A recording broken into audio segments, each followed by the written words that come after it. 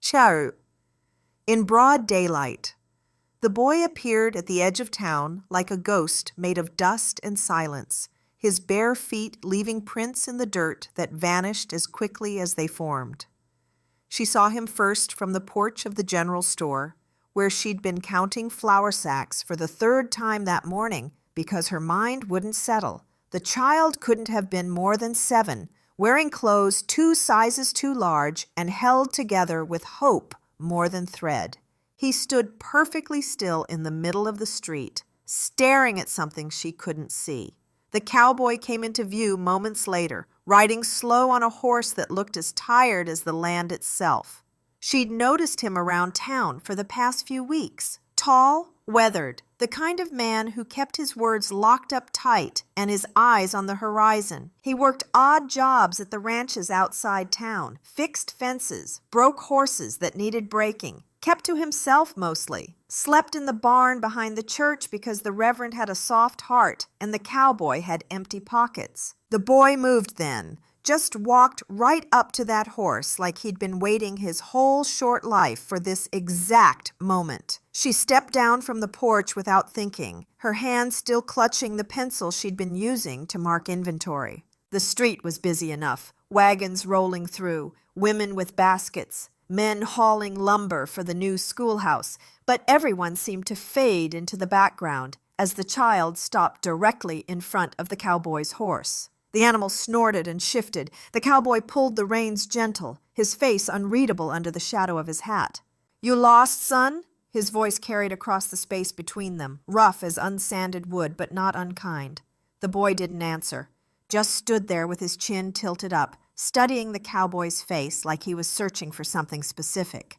His hair was the color of wheat left too long in the field, and his eyes were too old for his face. She moved closer, her boots quiet on the packed earth. A few other townsfolk had noticed now. Mrs. Henderson paused with her shopping. Old Tom stopped mid-conversation outside the saloon. Something about the scene felt important, though she couldn't have explained why.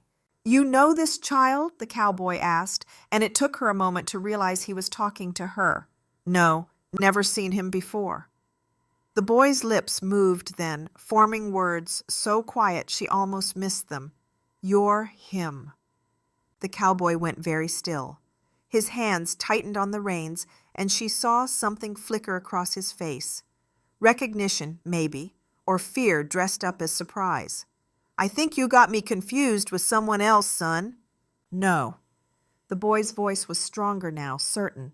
"You're the one who helped us. You gave Mama your coat when it was cold. You fixed our wagon wheel outside Redemption Creek." The street had gone quiet. She could hear the wind moving through the gaps in the buildings, could smell rain coming from somewhere far off. The cowboy dismounted slow, his movements careful, like he was approaching a spooked animal instead of a child. He crouched down to the boy's level, and she saw his face properly for the first time, hard lines carved by sun and circumstance, but eyes that held something softer underneath. "When was this?" "Last winter. You said your name was—" The boy stopped, confusion crossing his features. "You said your name, but Mama told me to forget it. She said remembering names could get people hurt." She watched the cowboy's throat work as he swallowed. He glanced up at the gathering crowd, then back at the child. "Where's your mama now?" "Dead." The word came out flat, emotionless. "Fever took her 3 weeks back. The people we were traveling with, they left me in Copper Ridge, said I was too much trouble, too many mouths, and not enough food." Her heart clenched. She'd heard stories like this before. The frontier was full of them. Families broken apart by disease, by distance, by the simple brutality of trying to survive in a place that didn't care whether you lived or died. The cowboy stayed crouched there, his jaw tight. "I'm sorry about your mama. She said if anything happened, I should find you. Said you were a good man, even if you didn't think so." The boy reached into his pocket and pulled out something small, pressed it into the cowboy's palm. "She kept this, said you'd need it back someday." She couldn't see what it was from where she stood, but she saw the way the cowboy's hand closed around it, saw the way his shoulders drew up like he'd been struck. He stood slowly, the boy's hand still in his. "You got anywhere to go?" The child shook his head. The cowboy looked around at the watching faces, and she saw something in his expression that made her step forward before she could think better of it. "He could stay at my place." The words came out firmer than she felt. "Just until we figure something out." Every eye turned to her. She lived alone in the small house her father had left her when he passed, worked at the store, kept a garden, tried not to think too hard about the fact that she was 26 and unmarried in a town where women were supposed to have husbands and children by now. Her reputation was already a topic of quiet conversation. This wouldn't help. But the boy's eyes were too old, and the cowboy looked like a man drowning. "That's kind of you," the cowboy said quietly. "But I can't ask." "You're not asking, I'm offering." Mrs. Henderson made a small noise of disapproval.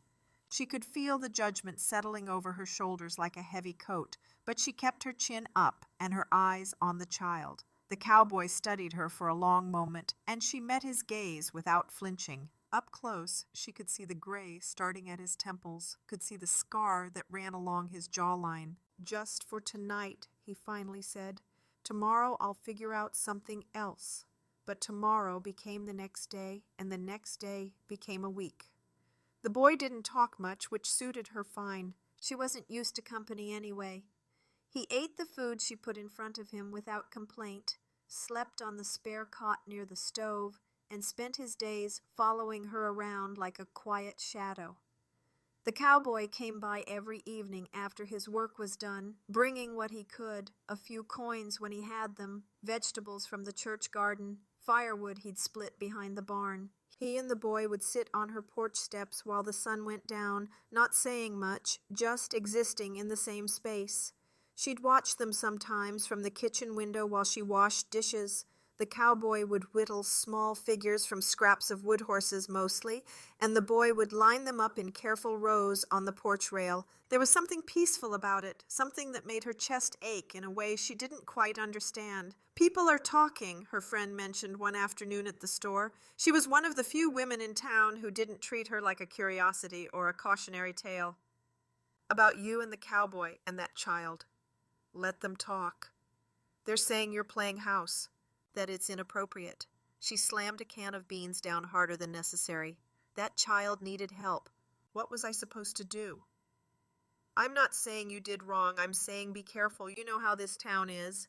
She knew, God, she knew, the same people who smiled to her face at church would whisper about her behind their hands. The woman who couldn't catch a husband. The woman who thought she was too good for the men who'd shown interest. The woman who lived alone and seemed content with it, which was somehow the greatest sin of all. The cowboy showed up that evening with fresh venison, and she invited him to stay for dinner without thinking about how it might look. The boy set the table with careful precision, and they ate together while lamplight flickered against the walls. "You didn't have to do all this," the cowboy said quietly. He'd removed his hat, and his hair was pressed flat where the brim had been. "Taking him in, feeding us both. Seemed like the right thing.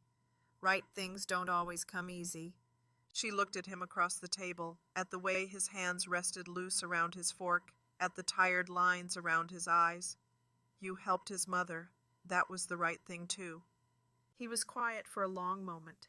The boy had finished eating and was arranging his wooden horses on the floor near the stove. His mother and her husband were camped outside Redemption Creek last winter. Their wagon had a busted wheel, and the husband was drunk. I fixed the wheel, gave them some supplies. He paused, his jaw working.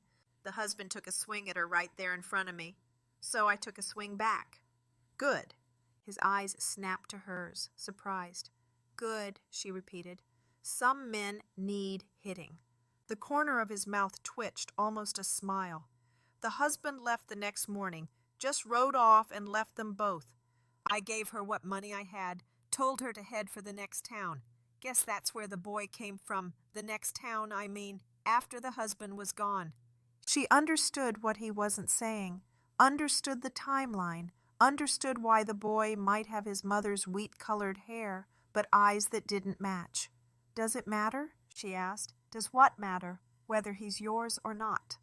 The cowboy looked at the child by the stove, something complicated crossing his face. No, I don't suppose it does. The turning point came 3 weeks after the boy arrived. She was locking up the store late one afternoon when 2 men rode into town, hard-looking men with guns worn low and eyes that moved too quick. They stopped outside the saloon, and something about the way they sat their horses made her stomach tight. She walked home the long way, avoiding the main street.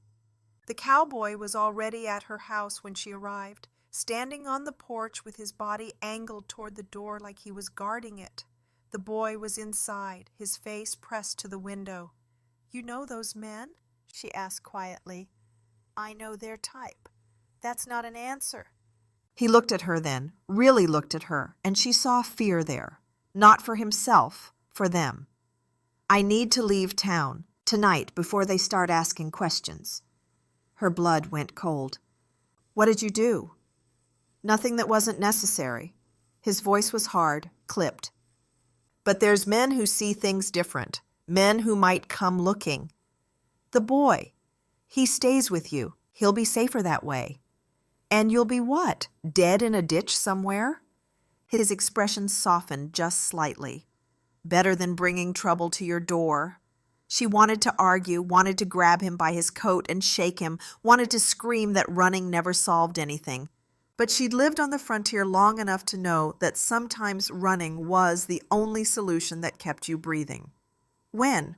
"Soon as it's full dark."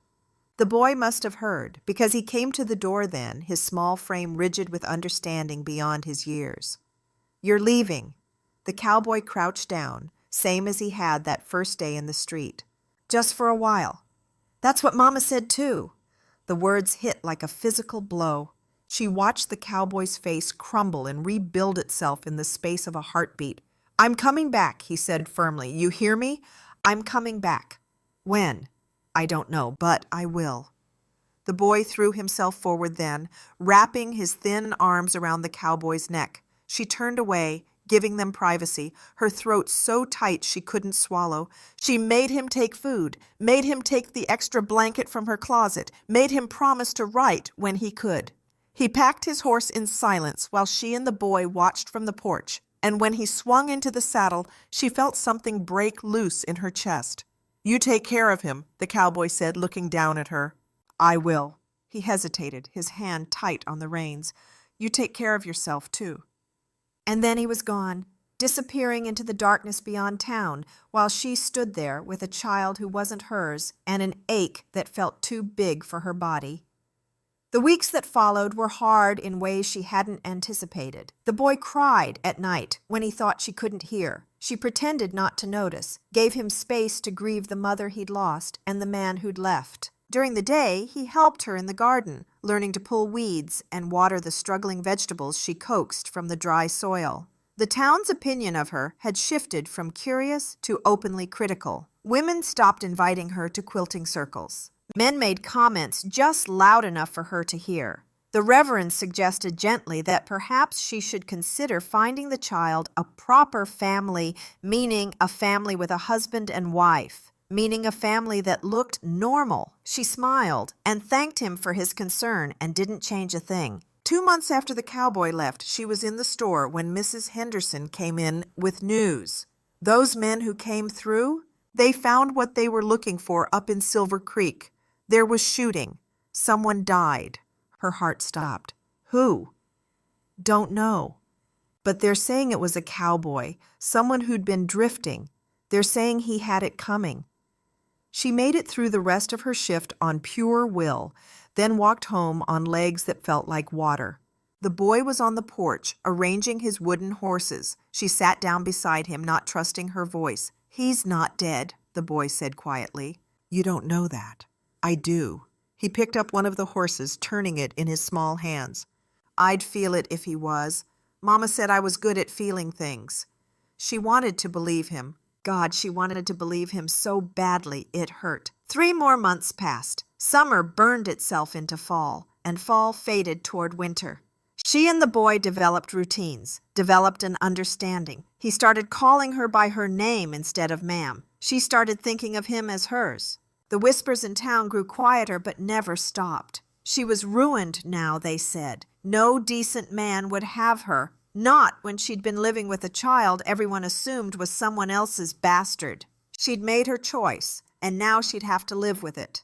She lay awake some nights, staring at the ceiling, wondering if they were right, wondering if she'd thrown away her chance at a normal life for a child who'd walked out of the dust and a cowboy who'd disappeared into it. But then morning would come, and the boy would shuffle into the kitchen with sleep-messy hair, and she'd remember why she'd made the choice in the first place. Because it was right. Because someone had to. Winter arrived cold and mean. She used her savings to buy extra firewood, to stock enough food to last them through. The boy grew taller, filled out slightly, lost some of the haunted look in his eyes. He learned to read from her father's old books, sounding out words by the stove while wind howled outside. On the first day of December, someone knocked on her door just after sunset. She'd been making stew, and her hands were covered in flour. The boy looked up from his book, his eyes going wide. She wiped her hands on her apron and opened the door. The cowboy stood on her porch, thinner than she remembered, with new scars on his face and a horse behind him that looked half dead. His eyes found hers, and she saw everything there: exhaustion, relief, fear that he'd come back to find she'd given up on him. "I told you I'd come back," he said quietly. The boy appeared at her side, not crying, not running, just looking up at the man who'd left. "You're late," the child said. The cowboy's laugh was rough, broken. "I know. I'm sorry." She stepped back, opening the door wider. "You better come in then, before you freeze." He hesitated on the threshold, like he wasn't sure he deserved to enter, like he thought she might still turn him away. "Come in," she repeated, softer this time. He stepped inside, and she closed the door behind him, shutting out the cold and the dark and everything that tried to tell her this was wrong.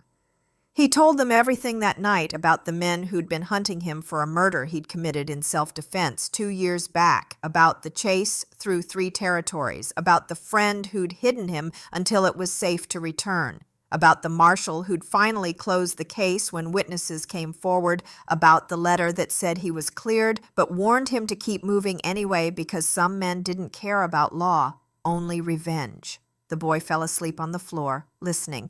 She covered him with a blanket and poured the cowboy more coffee. "You can stay," she said when they were alone, "if you want." He looked at her across the table, his hands wrapped around the chipped mug. "People already talk about you enough. Let them. I don't have anything. No money, no prospects. I'm not—" He stopped, searching for words. "I'm not what you deserve." She felt something sharp and hot rise in her chest. "You don't get to decide what I deserve." "I'm trying to protect you." "I don't need protecting. I need—" She stopped, her breath catching. "I need you to stop running. I need you to stay. Not for me, not even for him, for yourself. Because you're tired and you're hurt and you deserve to stop." His eyes held hers, and she saw the moment he understood, saw the moment he let himself believe it might be possible. "Okay," he said finally, "okay." They married quietly in the spring, with the boy standing between them and the Reverend looking uncertain but willing. The town talked, of course, said she'd been waiting for him all along, that they'd probably been together before he left, that the whole thing was scandalous and inappropriate, and a dozen other words that meant the same thing. She didn't care anymore. They built a life in the spaces between judgment and acceptance. He worked at the ranch, came home with dirt under his nails and exhaustion in his shoulders. She kept working at the store, kept the house, kept the garden going. The boy thrived in ways neither of them expected, growing tall and strong, learning to ride, learning to fix things with his hands the way the cowboy taught him. On summer evenings, they'd sit on the porch together, the 3 of them, watching the sun burn itself out over the horizon. The boy would line up his wooden horses on the rail, and the cowboy would whittle new ones, and she would shell peas or mend clothes or just sit with her hands folded in her lap, feeling something she'd thought she'd never have. One night the boy looked up from his horses with a serious expression. "Are you my pa now?" The cowboy's hand stilled on the wood. She held her breath. If you want me to be. The boy considered this carefully, the way he considered everything. I think I do. Then I am. It was that simple, that complicated, that real. The boy went back to his horses satisfied. The cowboy resumed whittling. She felt tears prick her eyes, but didn't let them fall. Later, after the boy was asleep, the cowboy found her in the kitchen. He pulled her against his chest, and she let herself sink into him, feeling the steady beat of his heart through his shirt. Thank you, he said into her hair. For what? For not giving up. On him. On me. She pulled back to look at him, at the face she'd memorized in lamplight and sunshine, in worry and relief. I made a choice that day, when I offered to take him in. I'd make it again. Even knowing what it would cost you? Especially knowing. He kissed her then, slow and soft, and she tasted dust and coffee and something that might have been hope. Outside, the wind moved through the grass, and somewhere in the distance, a horse whinnied. The frontier was still hard, still unforgiving, but they'd carved out something gentle in the middle of it, something worth protecting, worth fighting for. The next morning, she woke to find them both in the kitchen, the cowboy making coffee, the boy setting the table. Sunlight streamed through the window, catching dust motes and turning them gold. The boy looked up when she entered, a smile breaking across his face. Morning, Ma. The word landed in her chest and settled there, warm and permanent. Morning, she said, her voice steady. The cowboy caught her eye over the boy's head, and she saw everything there, gratitude, love, the quiet understanding that they'd built something real from nothing but dust and determination. She'd spent years trying to fit herself into the shape the town expected, years wondering if she'd missed her chance at a normal life. But standing in her kitchen with a child who'd walked out of nowhere and a man who'd almost disappeared, she finally understood. This was better than normal. This was hers. And no amount of judgment or whispers could take that away. The boy handed her a cup of coffee, his small hands careful. The cowboy pulled out her chair. She sat down between them and felt, for the first time in her life, completely home. Outside, the town was waking horses moving in the street, voices calling, the smell of smoke from breakfast fires. The frontier kept turning, kept testing, kept demanding strength from everyone who tried to survive it. But in her kitchen, with these two people who needed her as much as she needed them, she felt something the frontier couldn't touch. She felt chosen. She felt found. And when the boy reached for her hand under the table and the cowboy's boot pressed gently against hers, she knew with absolute certainty that she'd make the same choice 1,000 times over. The truth of it was simple, really. Sometimes the family you build is stronger than the one you're given. Sometimes love shows up dusty and desperate and asking for help. And sometimes the bravest thing you can do is open your door and let it in. Consequences be damned. She'd done that. They all had. And in the end, that was enough.